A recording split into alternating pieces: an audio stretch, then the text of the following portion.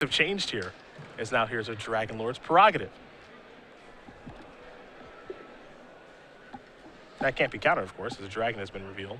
I suppose Riley could try to, or at least take advantage of this mana being tapped by Gerard.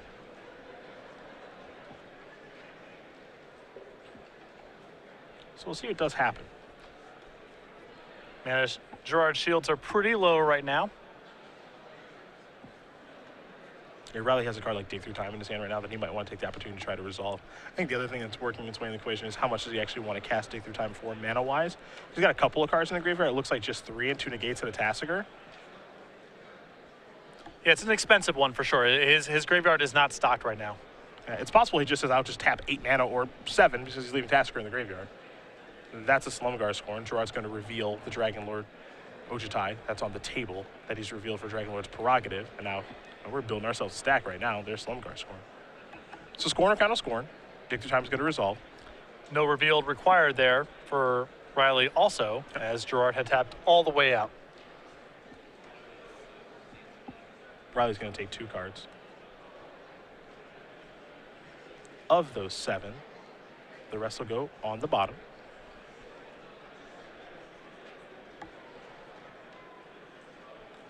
And now Dragon Lord's Prerogative is going to resolve for Fabiano, of course. Can't be countered thanks to the reveal of Dragon Lord Ojutai. And now Gerard's going to untap. He'll take a draw. Can he overcome this Pearl Lake Ancient? He's got a grip full of cards. And if he's got enough removal, he can sort of play that tempo game against Pearl Lake where it's setting Riley further and further back to redeploy it, even if Gerard's never able to permanently kill it. And Gerard's going to try to start doing that with Dragon Lord Slumgar. Well, I feel like Riley's got to pick this thing up and put it in his hand. You think so? Yeah. Maybe. This might be the best way to go about starting this game plan. Wow, he's going, ooh, interesting. I mean, this means that Riley has a removal spell. Right. That's basically what this is saying. Not only does he have a removal spell, but he's confident he can get it to resolve, too. That's the other thing. What if Gerard has something like, I don't know, some sort of removal spell to kill some Pearl Lake Ancient? It is a sideboard game, so I'd be surprised if he did.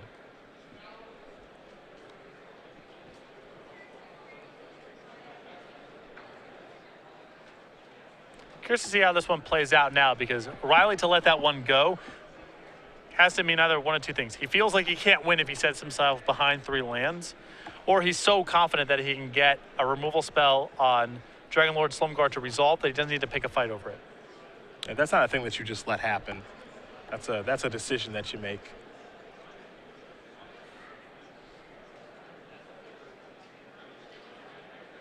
Curran's going to start tapping some mana.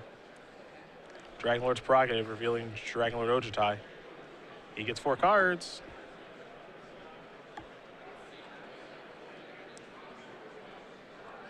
Thoughtseize.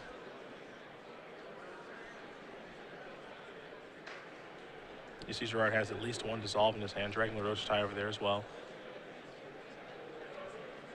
Here's the grip. Anticipate, dissolve, dig through time, Narset, Dragon Lord Ojutai, Temple of Enlightenment. Ashiok. Surprise, surprise. Never seen Gerard with one of those before. At the main stage, if you want to play in the Legacy IQ or the Modern IQ, please come to the main stage if you'd like to pre-register. Thank you.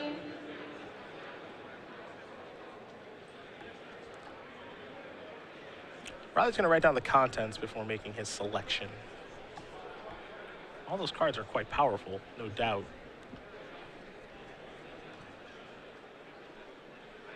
He will take dissolve.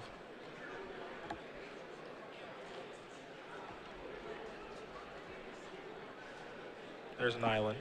And a passing of the turn, yikes. Curious. Expect Gerard to test the waters here with a dig through time. Huh? I like not casting anything and just kind of having all your mana up. Disdainful Stroke was the draw.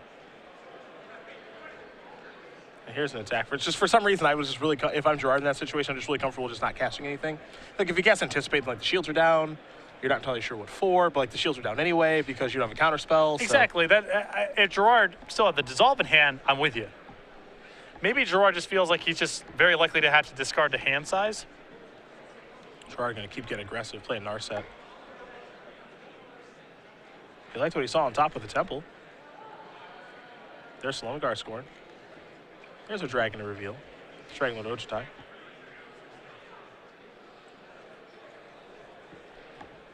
And Gerard doesn't necessarily have to pick a battle over this Narset as he's got the card advantage game he's in very good shape for.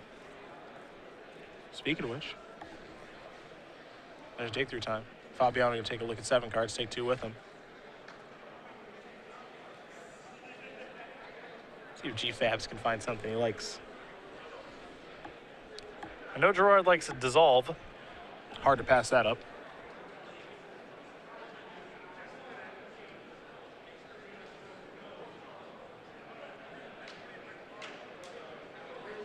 There's Dissolve on Slumgar scoring. That means Narset's in.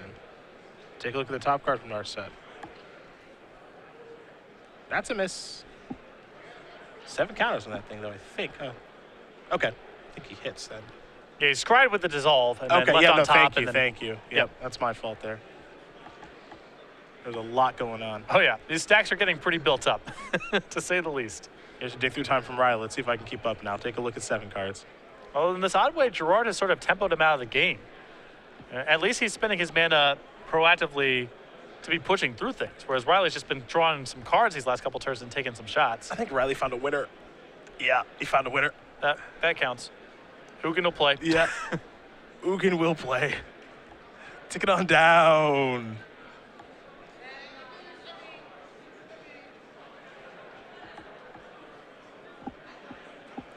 And Riley's got a pretty full hand, too. Yes. Now, Gerard's under a lot of pressure next turn to fire back with something of substance. Yep. Especially now, Riley getting back his Pearl Lake agent. Well, his Pearl Lake's going to die in this exchange for Mugen. Am I incorrect? Pearl Lake is 7 cost. Oh, no, I am incorrect. And Thank he just you. lunges us for 6. Yeah, no. Oh, yeah. This got bad fast. I was actually assuming Pearl Lake was going to die. Nope. Nope, this is bad news if you're a Gerard Fabiano fan. Again, Gerard can still do things like, okay, can downfall the Ugin, for example. He's under no immediate threat of dying to the Pearl Lake agent because he's got Foul Tongue invocation. You can also just, I suppose, draw an Ugin of your own, which is not bad, because Riley's at 6.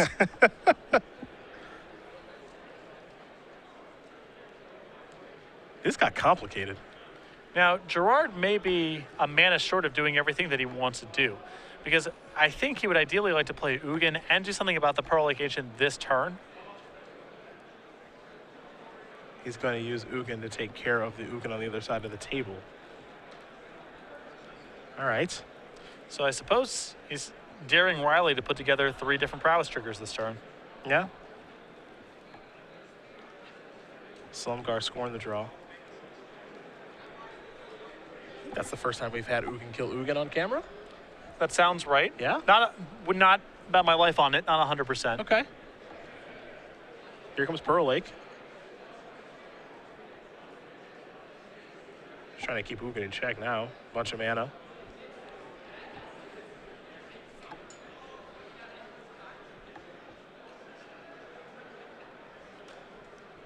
Oh, there's Dragon Lord Ojutai. Disdainful stroke. At least an attempt. That works. Another one. Pass. Fabiano gets on tap with Ugin. That might mean something. I don't know if Gerard is going to necessarily win this game, but I think he's done a great job of using his mana so efficiently. Even when he's hit 10, 11 mana, it feels like he's still tapping out every single turn doing productive stuff. Blue to Delta going to be sacrificed. Fabiano's Ugin went upstairs to Curran's head. Put him at 3.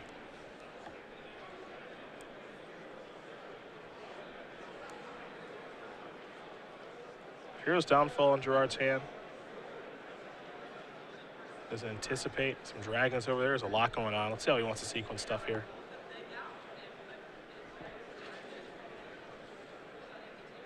I'm going to start with Hero's Downfall, go after a Pearl Lake Ancient.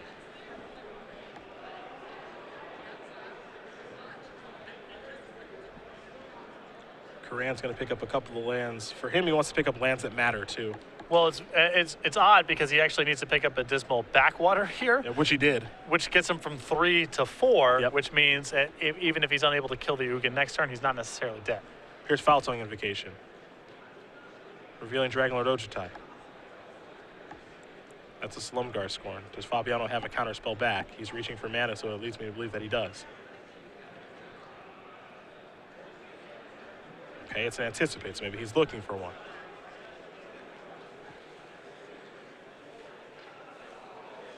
Made a selection pretty quickly there.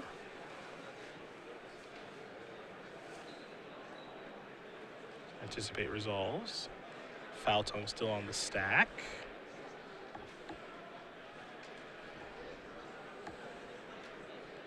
Foul Tongue is countered.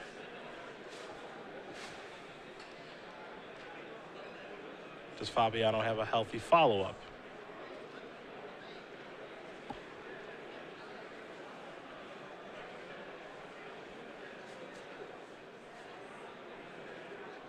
This is Ashiok. Not bad. A little late to the party. Yeah, but, you know, the game has gone on pretty long, so maybe a little milling will happen here. Riley also has a decision to make. There's 2 Planeswalkers out there with 5. I like getting the Ugin off the table as the first order of business. Okay. You're talking about Gerard maximizing mana. Another turn of tapping out. Yep. None left behind. See if Curran can do the same here. Start things off and then anticipate. They'll look at the top 3. Dismal Backwater, a Swamp. Another copy of Dismal Backwater. Not all that exciting.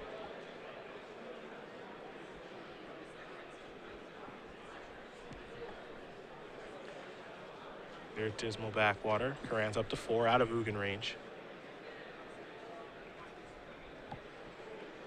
These decks have so many answers for each other that oftentimes we see them kind of get into a situation like this, and that's why everyone's been talking about how you can get a draw in the first game. Yep. Although this is a really protracted second game where both players have, if anything, ratcheted up their ability to win the game faster. Dragonlord Ojutai came in. Gerard's going to use Ashiok to put a Dragonlord Ojutai in on his side of the table. You can't forget that Curran does have Pearlingation in hand. Dismal Backwater there for Fabiano. He's up to 18. There's the Pearl Lake. Let's see what happens here. He can't counter it, but Gerard can take advantage of the fact that Curran is tapped out, so he will by casting a Dig Through Time. And there are no copies of Pearl Lake Ancient in Gerard's list. Most builds of this deck don't have that card. It is looked like quite the headache for Gerard in this game. Now, he can stem the tide against it for a very long time, and you know, the Pearl Lake's been on several turn delay after getting killed the first time around, but eventually it'll do its thing. Yep.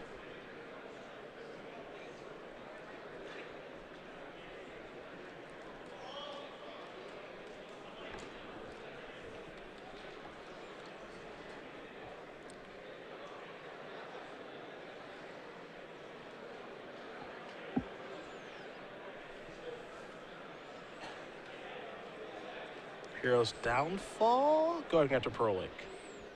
Looking to reset it again. Just trying to set Riley's development back as much as possible. You'd be surprised to see Hero's Downfall actually kill that thing. It's such a potent weapon. Yeah. But also being behind 3 lands and control mirror is also pretty potent. Gerard is just doing his best. I mean, this is the game he has to play right now. Riley's drawn a lot of cards over the last couple turns, and one of the ways to take the sting out of all the cards drawn for a while here is to force Riley to only cast 1 spell a turn. Make him discard a hand size, don't allow him to leverage all of his resources. And that was an opportunity for Gerard, again tapping out to stake Dragonlord's prerogative, gas all the way back up. Foul Tongue Invocation. Show you Silumgar.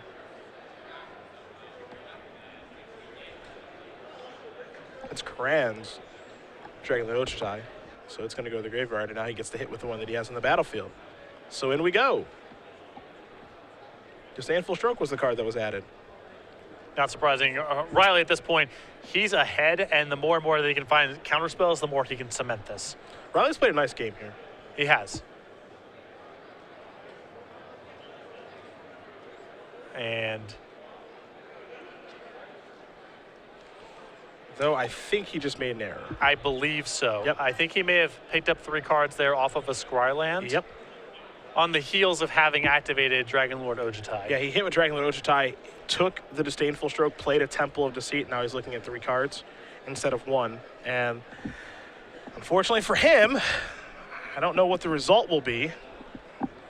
But of course, we're going to have a judge call over here for that. And I don't know if that's a fixable situation. Yeah, I don't know either. I'm not sure. And you can.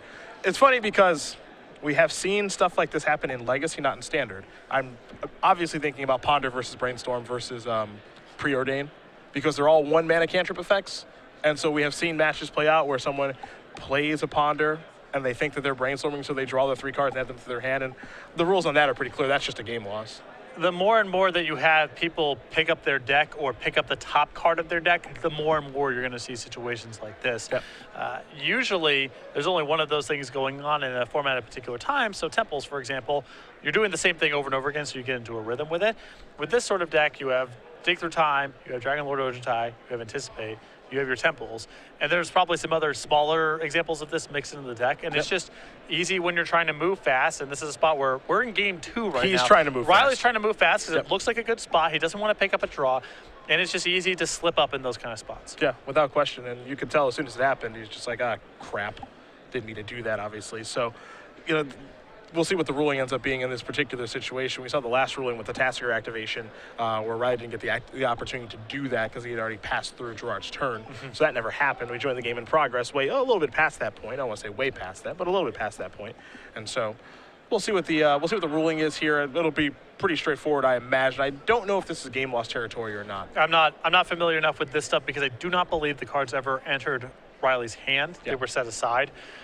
So I'm not confident enough. I know that's sort of that's the bright line, is once the cards have entered your hand, that's considered to be a game loss. So the judge still has discretion in certain cases, but I don't know what the ruling is. I don't want to speculate on what the ruling is. We'll find out when it gets resolved. So Esper Dragons versus Esper Dragons, Gerard, Fabiano, Riley, Curran. We'll go back to that match when we do have a moment, but seeing these 2 players who have had a lot of Open Series success sitting at 6-1 with the deck, not terribly surprising. We knew it was going to be popular coming in. And it's interesting because this is the first time that we've really seen Gerard put down Sultai mid-range control cards I own sort of strategy. His deck, yeah. So he must feel very confident that this deck's good. Now this is still kind of playing into his style. There's some good threats.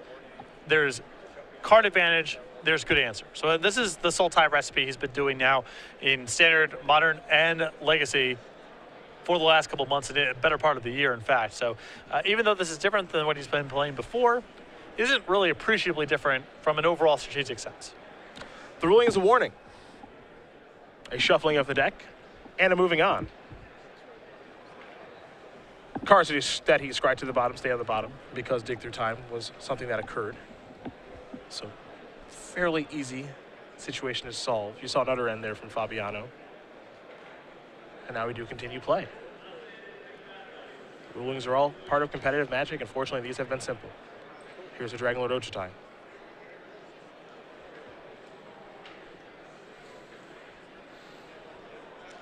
And you can see the cards in hand comparison right now, very good for Riley. Now, a lot of that is Riley picking up lands because of Pearl Lake Engine, but it's still the same sort of deal here. Riley pulling away, Gerard trying to stem the tide as much as possible against Pearl Lake Engine while doing something proactive on his own, and it's starting to ask a lot of him because his resources are being taxed. Slumgar Scorn revealing Slumgar the Drifting Death is going to go after that Dragon Lord Ojutai. You saw Fabiano taking a look at the graveyard and the exile zone to see what's available. Here is Slumgar Scorn. Now this is interesting because Fabiano is casting this and Riley just says, I'm just going to pay 1. I'm not sure if Gerard thought that the dragon was still in his hand at that point, but when you're casting it, the card's no longer in your hand, it's on the stack. It's also possible that was a little bit of gamesmanship, that Riley would just assume that, Gerard had a dragon, and if that's Gerard's only hope to win the game, then you just cast it and hope that Riley says, okay, that resolves. Yep. There's Dragon Lord Ojutai. He's going to keep trying. There's Prolocation. Nothing Gerard can do about that. Take a draw. He might be attacking.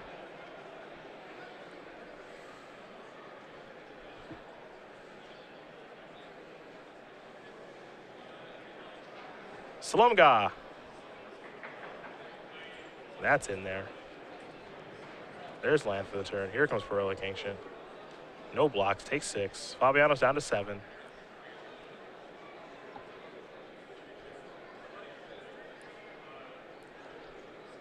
So Slumgar's Scorn cannot be used effectively while you're trying to resolve your own dragon, while your own dragon is on the stack if you don't have another dragon, correct? Because you don't have a dragon in play, nor can you reveal a dragon from your hand because your lone dragon is on the stack. It's in this weird floating zone where it doesn't work the way that you want it to. In the ether somewhere. Yeah. There's a dissolve that does resolve. It looks like Riley Curran's going to win game number 2, which means, hey, who wants to play some speed magic? You in? Gonna be tough. Yeah, to say the least. I mean, that game went on for a while there. Both players signing into more threat cards, and Riley with the best one in Prolocation, but that's not the fastest card to try to win a game with. We're going to see who can get things done pretty quickly here now, as these players will shuffle up and get ready for game number 3. Make sure our clock is correct for you guys at home so you have an idea. About 8 minutes, 30 seconds left to go. These players are going to shuffle up really quick, so we're going to talk really quick here. We will very quickly discuss the Polar Plunge playmat that is available here for season number 2. Free limited edition, and as you like to say, Patrick, no strings attached. Yeah, this is available to all Open Series competitors until May 23rd. You get this when you sign up.